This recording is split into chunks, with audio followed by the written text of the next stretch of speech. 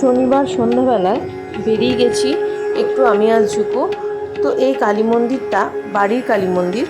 আমি অনেক দিন ধরে ভাবছি যে এই মাকে দর্শন করতে আসবো। তো আজকে চলে এসেছি মাকে দর্শন করতে, তাই তোমাদেরকেও একটু দর্শন করালাম।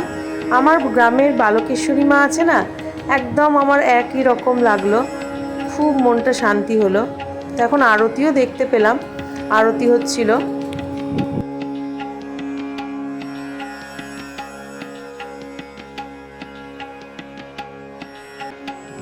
একটু মাকে দর্শন করলাম, আমাদেরও দর্শন করলাম। দেখলে কি মিষ্টি মা।